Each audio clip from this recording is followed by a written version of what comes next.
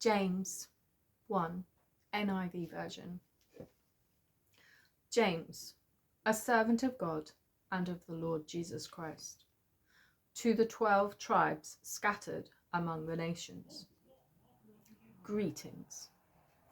Consider it pure joy, my brothers, whenever you face trials of many kinds, because you know that the testing of your faith develops perseverance. Perseverance must finish its work so that you may be mature and complete, not lacking anything. If any of you lacks wisdom, he should ask God, who gives generously to all without finding fault, and it will be given to him. But when he asks, he must believe and not doubt, because he who doubts is like a wave of the sea, blown and tossed by the wind. That man should not think he will receive anything from the Lord. He is a double-minded man, unstable in all he does. The brother in humble circumstances ought to take pride in his high position, but the one who is rich should take pride in his low position, because he will pass away like a wild flower. For the sun rises with scorching heat and withers the plant. Its blossom falls and its beauty is destroyed. In the same way, the rich man will fade away, even while he goes about his business. Blessed is the man who perseveres under trial, because when he has stood the test, he will receive the crown of life that God has promised to those who love him. When tempted, no one should say, God is tempting me. For God cannot be tempted by evil, nor does he tempt anyone. But each one is tempted when by his own evil desire he is dragged away and enticed. Then after desire has conceived, it gives birth to sin. And sin, when it is full grown, gives birth to death.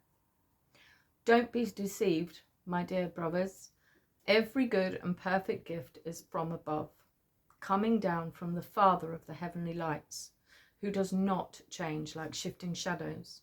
He chose to give us birth through the word of truth, that we might be a kind of first fruits of all he created. My dear brothers, take note of this.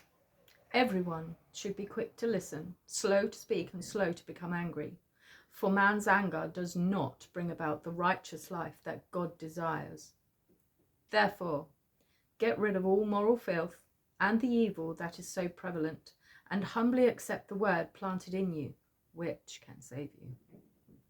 Do not merely listen to the word and deceive yourselves. Do what it says. Anyone who listens to the word but does not do what it says is like a man who looks at his face in a mirror, and after looking at himself, goes away and immediately forgets what he looks like.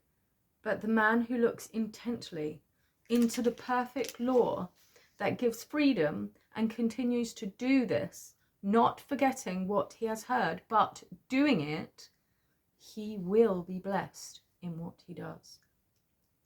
If anyone considers himself religious and yet does not keep a tight rein on his tongue, he deceives himself, and his religion is worthless.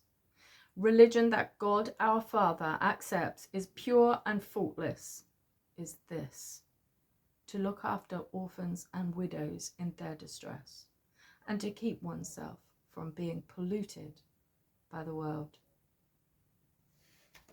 Thank you for listening. Bye-bye.